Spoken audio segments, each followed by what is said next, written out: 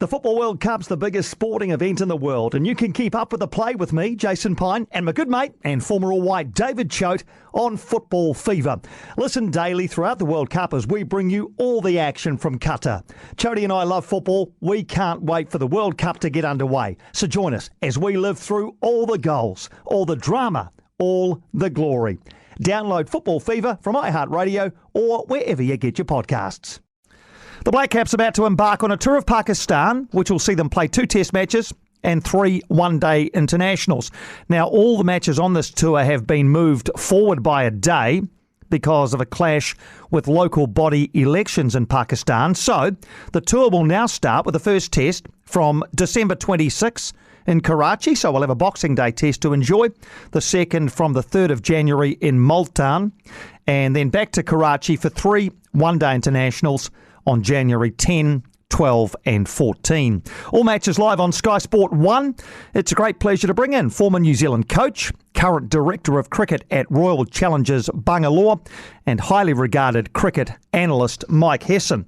Mike, great to get the chance to chat to you on cricketing matters. I want to ask you first of all about the announcement earlier in the week that Kane Williamson will be stepping down as Test captain. What did you make of that? Look, I probably wasn't surprised. I think that, as I said, the demands of all 3 roles is pretty extreme, and Kane's certainly done that for an incredibly long period of time. So, for me, it was probably just a matter of time. It was even something that was, discussed and debated a few years ago. So, I guess there's always a finite time where you just go, look, I've had my time. I've sort of run out of gas. Or I probably need to just free up a little bit of headspace. And I think it makes a lot of sense. And obviously, they've got other leaders within the group who can step up as well. And Kane's obviously got confidence in them. How much extra responsibility and commitments come with the role of Test captain in particular? Well, it's infinite, really. Your headspace is pretty much full whenever your Test tour is coming up. Every person is different. But, Kane's someone who invests a huge amount of time in the game, and whether it be meetings or whether it be just headspace in terms of thinking about strategy, watching videos, talking with players, talking with the coaching group. It's a huge amount of time. It's hard to quantify, but it's probably more the headspace, the fact that you don't get away from the game. It's not like you go to practice, you do your work, you go home and you're happy days. You're constantly thinking about the next day, the next hour, and the next series. So it's a job that you take incredibly seriously, and Kane obviously does and has done for a long time. So, as I said, it's probably time for him just to enjoy batting in Test cricket again and have a bit of headspace. And hand all that responsibility over to Tim Southey now, who becomes the new Test captain. How do you assess his ability to lead this Black Caps Test side? I think he's got an exceptional cricket brain. He's got tactical nous. He's got the ability to think laterally, which on flat wickets and when things aren't going well, you've got to come up with ideas. He's certainly got an ideas mind. He's inclusive. He certainly gets on with everybody in the group. He's a guy that people choose to follow because he often does the hard work. He's the guy who often has to bowl into wind or bowl tough overs with the old ball. So those guys are easy to follow because they set standards that guys respect. Pace bowlers, though, haven't often been captains of Test sides, have they? Although Pat Cummins, of course, has bucked that trend recently for Australia. I guess you could put Ben Stokes into that sort of category as well with England, although he didn't bowl at all in the last Test match. Is there an extra challenge for frontline bowlers captaining their side, given their bowling responsibility in Test cricket? Yeah, without doubt. And I think also the risk around injury is obviously greater from a pace bowling perspective. The idea of workloads is obviously something that's been talked about, and Tim is a 3. He plays all 3 forms of the game, so that is a risk. But I don't think it's a long-term thing. I think it might be a 2 to 3 year situation where Tim can come in and just reinvigorate that Test group. I mean, they've obviously been performing exceptionally well under Kane, but every group needs fresh ideas, needs fresh fresh thoughts out on the park and off the park. So I think Tim will certainly have that. The demands, compared that to bowling 25 overs in a day, he's done it before, and he's always still come up with good ideas towards the back end of the day. So I don't think Tim will be affected from a decision-making perspective. Let's talk about this tour to Pakistan. New Zealand haven't played in Pakistan for a long time. Mike, what are their main challenges going to be in this Test series? Well, I think trying to take 20 wickets will be pretty difficult on those wickets. As you said, Karachi and Multan, they're both very flat. No grass at all. And they don't really fall apart. So the ability to get the ball to reverse swing is going to be absolutely critical. If you can take a wicket with a new ball, great, but that's probably a bonus. It's probably about, getting the ball scuffed up, getting it to a point where it reverses, getting your spinners to play a holding role until maybe later on. But even later on in Pakistan, stats suggest that it actually gets easier to play spin. So probably spinners with a new ball, I think, is something that would have to seriously consider.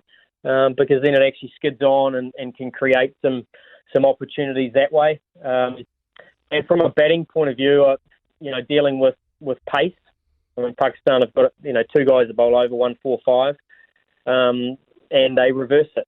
So obviously playing reverse swing is something that all New Zealand teams that have gone to Pakistan in the past have had to face, and this will be no different. And some pretty good spinners.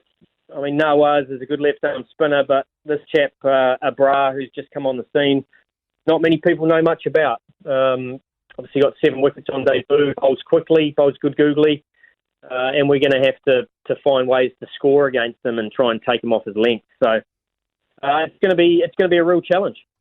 In terms of team selection then, and given what you've just outlined, do you feel as though it's more likely New Zealand will go with 2 specialist spinners or 1 spinner, let's say Ajaz Patel, and a spinning all-rounder like a Michael Bracewell in order to solidify the batting order? Yeah, I think because of the number of left-handers in the Pakistan lineup, and there are at least 4 in the top 7, there could be 5, depending on the exact side they finalise, but there'll be at least 4. So therefore, I think your off-spinner plays a big part in that. So I think Michael Bracewell is a far better option as a second spinner. I think him being a frontline spinner as the number 1 spinner is a tough ask for someone who hasn't done it a great deal. But as a second spinner, especially in a match-up situation to lots of left-handers, he can create some opportunities. And as you said, he'll probably bat at 7 and allow a bit of depth to the batting as well. So, I think you're going to need 3 seamers. Definitely, because short and sharp spells will be critical. And as I said, the ability to reverse swing the ball will be important. Will Young, he's opened the batting for New Zealand in the last 9 Test matches, going back to the Tour of India about this time last year. 430-odd runs in 16 innings, averaging 27 550s. They're okay numbers, Mike, but they're not amazing. Do you think they'll stick with Will Young opening the batting in Pakistan? That's one I'm unsure about, to be fair. I think, personally, I think Devon Conway's a good option at the top. As I said, the ability to start the innings and set the tone and not have to start against spin, I think is important. And for me, it's between Henry Nicholls and Will Young. I mean, Henry Nicholls' numbers are far greater than that, but not away from home. He certainly struggled a bit away from home. It's whether they want someone to, it probably goes back to whether they want Conway at 4 or they want him at the top. If they want him at the top, then for me, it's a one-way battle between Will Young and Henry Nicholls for that 4 slot. Whereas if they go with Will Young, then obviously Henry Nicholls misses out and Conway slots in at 4. Interesting selections. And Trent Boult, of course, has made himself unavailable for this tour, not centrally contracted anymore. Same with Jimmy Neesham, same with Martin Guptill. Not that they would have been in contention for the Test portion of this tour. But is it something, Hess, that you think is more likely that we're going to see more players electing to freelance, if you like? Yeah, look, I think those players you've mentioned are all, more towards the end of their career than the start. So I think absolutely when players get to a point where they think they're not a guaranteed selection in more than one form of the game, then they have to look at, how they're going to maximise their last few years of playing the game. So I think we probably will get more of it, but I think potentially the contracts might get manoeuvred a little bit to suit the current environment. So, probably. I don't think New Zealand cricket need to worry yet, but I think if the odd player in their formative years starts to make themselves unavailable, then absolutely they'll need to rethink. Can I just ask you as well about England, who tour here later in the summer for a couple of test matches? Really looking forward to that. Obviously, the test side now is overseen by a bloke you know pretty well, and Brendan McCullum, and we've all seen the impact that he's had on that side. How have you assessed it all, and has it come as any surprise to you that he's he's attacked this role in the way that he has? Oh, look, I wouldn't say I'm surprised because I know how skillful Brendan is in terms of how he goes about things, but I'm probably surprised to the extent in terms of the way he's been able to turn things around, and the fact that the whole team has bought into a philosophy which is refreshing. It's and probably the comments that Brendan made around the fact he felt a responsibility to the game of Test cricket to keep England playing a positive brand of cricket. I really value that. I think that's taking a bit of ownership over the game and how you can make an impact for Test cricket moving forward. And I can guarantee you, from my perspective, as a Test someone who loves Test cricket, I'm certainly tuning in to watch England play every Test match at the moment. It's certainly an entertaining watch, and they have turned it on their head. I mean, I remember Australia talking about the big making 400 in a day, and what a great achievement that would be. And obviously England have very much usurped that by scoring 500 against Pakistan first day of a Test match. So they've certainly taken it to a new level, and Brendan's been obviously a significant part in that.